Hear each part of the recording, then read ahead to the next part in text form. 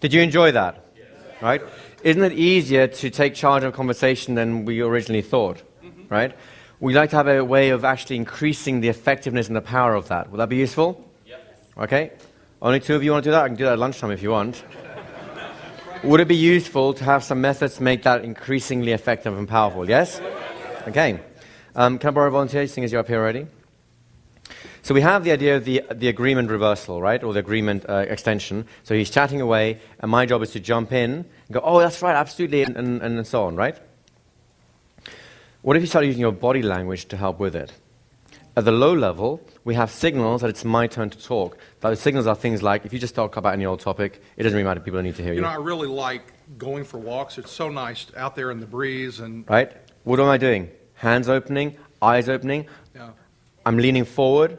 These are all preparatory movements that are basically showing I'd like to add something to that. Does that make sense?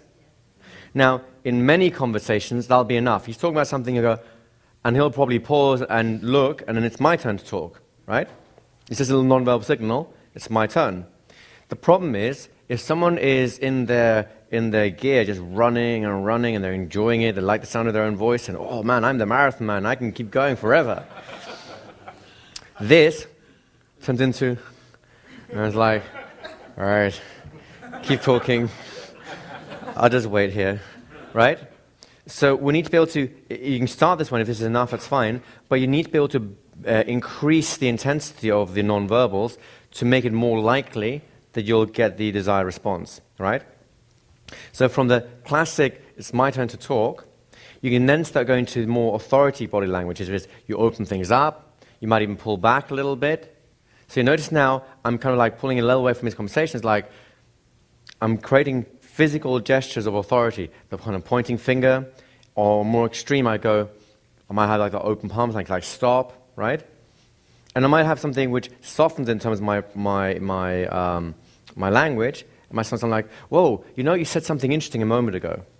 Notice the hand again. Physical touch gets attention. If he's so stuck in his own stuff in terms of what he's talking about and so on, he might literally delete the fact that I'm there. He might negatively hallucinate me. It happens more commonly than you think. So if I'm going like,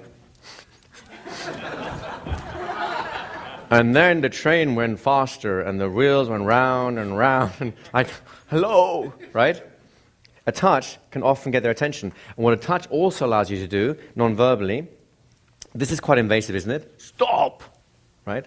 It allows you to do that in a socially acceptable way. Because he's talking, just talk about anything. The movie was really cool last You know what's night, really interesting is, so you can give him the same non-verbal gesture, but on the way, it's just to touch a shoulder like a friendly tap or a chat, so it doesn't get registered consciously like he's told me to stop. That's rude, right? It's just like, you know, it's really interesting you should talk about the train's wheels, because it reminds me of cooking. Do you see where this goes?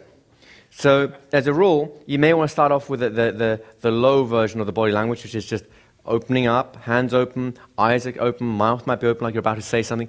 We'll do this instinctively anyway, by the way, when we want to say something. We'll lean in a little bit. If he ignores you, you might want to pull back a little bit in a kind of a power gesture. If he still ignores that, then you might just come up with a physical touch. And personally, I like to have a little stop sign and go, you know, that's really interesting you should say that because, and you just keep running with that. Make sense? Yeah. Do you like that? Yes. Yes? No? Maybe so? Yes.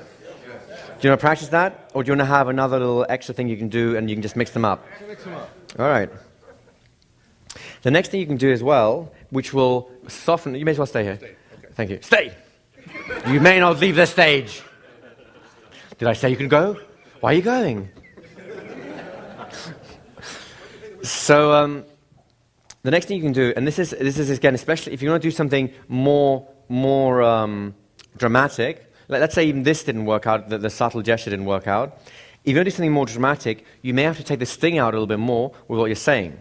So you can always ask for permission to interrupt, whilst at the same time, non-verbally, being very direct about things, right? So he carries on talking, it's like, I'm going to go and talk, and he carries on talking anyway.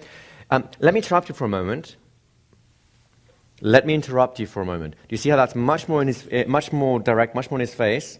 I now have much more control of physical space and everything else, but I'm asking for permission to interrupt, which takes away this thing of kind of wresting control away from him. Does that make sense? Go ahead. So you just you said you were So you said you're asking for permission to interrupt, and the phrase you used was let me interrupt. Let me interrupt. Yeah. Or can I interrupt you for a moment? Or let me interrupt. Or Oh, okay. I took it literally. Let is a very mild command. okay, it might be. If someone says, let me, says, would you allow me to interrupt for a moment? The language is not so important. Okay. The point is that you're asking for some kind of interruption, a permission for interruption, right? And it'll fit, can I interrupt? Yeah, you can say, can I just interrupt you for a moment, right? Or can I just, I like what you're saying, can I just interrupt something because you have a really good point. When you think about this, the wheels of the train going round and round, it's kind of like cooking, isn't it? And you notice how my gestures have become more dramatic to take more control of this. I'm being more invasive to prevent him from reinterrupting here. Make sense? Meanwhile, of course, my job is now to talk with a little bit more animation, a little bit more volume, a little bit more energy, and to keep talking long enough for him to settle down in the new interaction, which is I'm doing all the talking. Now he'll try and interrupt me, and my job is to do what he did to me earlier on and just carry on. But now that I've got this hand here, you can't do it back. Because put your hand up here a second and you like make some gesture with the hand there. It's very awkward for me to go, Jiu-Jitsu, now it's my turn. Right? If that happens, your conversation has bigger issues than who's actually doing the talking. Does that make sense? Do you like that? Is that useful?